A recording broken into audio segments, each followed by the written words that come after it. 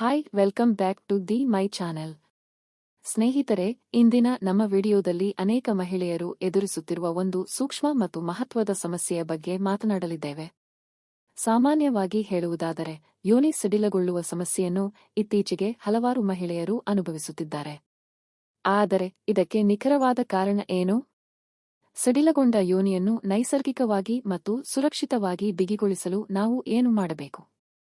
ಈ ವಿಡಿಯೋದಲ್ಲಿನ ಮಾಹಿತಿ ನಿಜಕ್ಕೂ ಕುತೂಹಲಕಾರಿಯಾಗಿದೆ ಮತ್ತು ವೈಯಕ್ತಿಕ ಆರೋಗ್ಯದ ದೃಷ್ಟಿಯಿಂದ ಬಹಳ ಮುಖ್ಯವಾಗಿದೆ.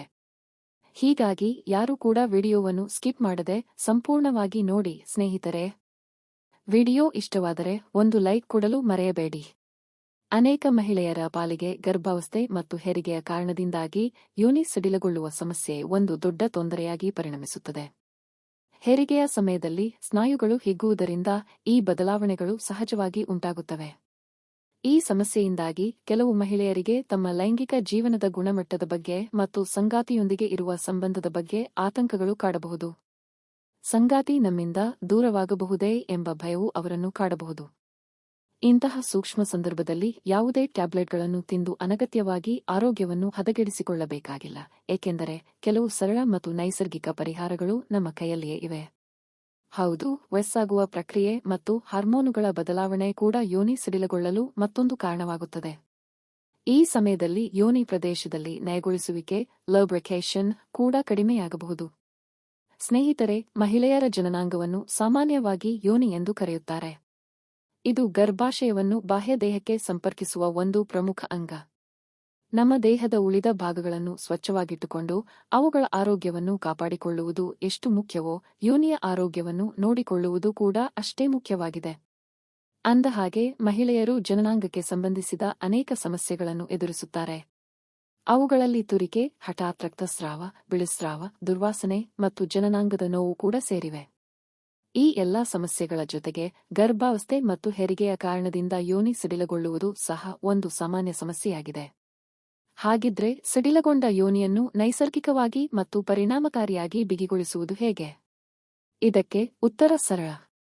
ಸರಿಯಾದ ವರ್ಕೌಟ್ ಮತ್ತು ವ್ಯಾಯಾಮಗಳನ್ನು ನಿಯಮಿತವಾಗಿ ಮಾಡುವ ಮೂಲಕ ಈ ಸಮಸ್ಯೆಯನ್ನು ನಾವು ಹೋಗಲಾಡಿಸಬಹುದು.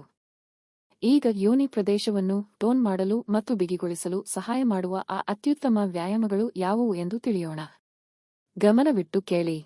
ಸ್ಕ್ವಾಟ್ಸ್ ವ್ಯಾಯಾಮವು ಕೇವಲ ಕಾಲುಗಳಿಗೆ ಮಾತ್ರವಲ್ಲ, ಯೋನಿ ಪ್ರದೇಶದ ಸ್ನಾಯುಗಳನ್ನು ಬಲಪಡಿಸಲು ಸಹ ಸಹಾಯ ಮಾಡುತ್ತದೆ. ಇದನ್ನು ಹೇಗೆ ಮಾಡಬೇಕು? ಮೊದಲಿಗೆ ನಿಮ್ಮ ಕಾಲುಗಳನ್ನು ಹೆಗಲ ಅಗಲಕ್ಕೆ ಹಿಗ್ಗಿಸಿ ಸೊಂಟವನ್ನು ನೇರವಾಗಿ ನಿಲ್ಲಿಸಿ. ನಂತರ ನೀವು ಬೆಂಚ್ ಮೇಲೆ ಕುಳಿತುಕೊಳ್ಳುತ್ತಿರುವಂತೆ ಮೊಣಕಾಲುಗಳನ್ನು ಬಗ್ಗಿಸಿ. ನಿಮ್ಮ ಹಿಂಭಾಗವನ್ನು ಕೆಳಕ್ಕೆ ಇಳಿಸಿ. ಕೆಲವು ಕ್ಷಣಗಳ ಕಾಲ ಆ ಸ್ಥಿತಿಯಲ್ಲಿ ನಿಂತು ಆಮೇಲೆ ಮತ್ತೆ ಎದ್ದು ನಿಲ್ಲಿ. ನೀವು ಈ ಸ್ಥಾನವನ್ನು ಆರಂಭದಲ್ಲಿ 5 ರಿಂದ 10 ಬಾರಿ ಪುನರಾವರ್ತನೆ ಮಾಡಿ. ಕ್ರಮೇಣ ಇದನ್ನು ಹೆಚ್ಚಿಸಿ.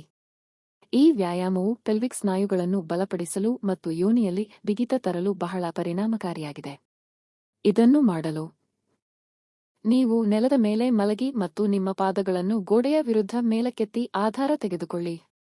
ಇದರ ನಂತರ 2 ಕಾಲುಗಳನ್ನು ಒಂದರ ನಂತರ ಒಂದರಂತೆ ನಿಧಾನವಾಗಿ ಮೇಲಕ್ಕೆ ಮತ್ತು ಕೆಳಕ್ಕೆ ಇಳಿಸಿ. ಈ ವ್ಯಾಯಾಮವು ಜನನಾಂಗದ ಸುತ್ತಲಿನ ಸ್ನಾಯುಗಳನ್ನು ಬಲಪಡಿಸುತ್ತದೆ.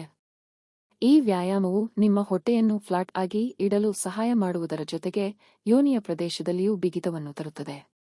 ಈ ವ್ಯಾಯಾಮವನ್ನು ಮಾಡಲು ನೀವು ಮೊದಲು ಮೊಣಕಾಲುಗಳ ಮೇಲೆ ಕುಳಿತುಕೊಳ್ಳಿ. ನಿಮ್ಮ ಪಾದಗಳನ್ನು ನೆಲದ ಮೇಲೆ ಇರಿಸಿ. ನಿಮ್ಮ ಹಿಂಭಾಗವನ್ನು ಗೋಡೆಗೆ ಆಸರೆಯಾಗಿ ಇರಿಸಿ. ಈ ಸ್ಥಿತಿಯಲ್ಲಿ ಮೆಡಿಸಿನ್ ಬಾಲ್ ಹಿಡಿದು ಸಿಟಪ್ಗಳನ್ನು ಮಾಡಿ. ಇದನ್ನು ಮುಂದುವರಿಸಲು ಕಷ್ಟವಾದರೆ ಆರಂಭದಲ್ಲಿ ಸಾಮಾನ್ಯ ಸಿಟಪ್ಗಳನ್ನು ಮಾಡಿದರೂ ಸಾಕು. ಸ್ನೇಹಿತರೆ, ಈ 3 ಸರಳ ವ್ಯಾಯಾಮಗಳನ್ನು ಪ್ರತಿದಿನವೂ ಮುಂದುವರಿಸುವುದರಿಂದ ಯೋನಿಯ ಆರೋಗ್ಯವು ಚೆನ್ನಾಗಿರುತ್ತದೆ. ಜೊತೆಗೆ ಸಡಿಲಗೊಂಡ ಸ್ನಾಯುಗಳು ಕ್ರಮೇಣ ಬಲಗೊಂಡು ಬಿಗಿಯಾಗಲು ಆರಂಭಿಸುತ್ತವೆ. ಯಾವುದೇ ರಾಸಾಯನಿಕ ಪದಾರ್ಥಗಳಿಲ್ಲದೆ ನೈಸರ್ಗಿಕವಾಗಿ ಈ ಸಮಸ್ಯೆಯನ್ನು ಪರಿಹರಿಸಲು ಇದು ಅತ್ಯುತ್ತಮ ಮಾರ್ಗ. ಯೋನಿ ಸಡಿಲಿಕೆ, ಬಿಳಿಸ್ರಾವ ಅಥವಾ ಇತರ ಸಮಸ್ಯೆಗಳಿದ್ದರೆ ಈ ವ್ಯಾಯಾಮಗಳ ಜೊತೆಗೆ ಉತ್ತಮ ನೈರ್ಮಲ್ಯವನ್ನು ಕಾಯ್ದುಕೊಳ್ಳುವುದು ಅತಿ ಮುಖ್ಯ.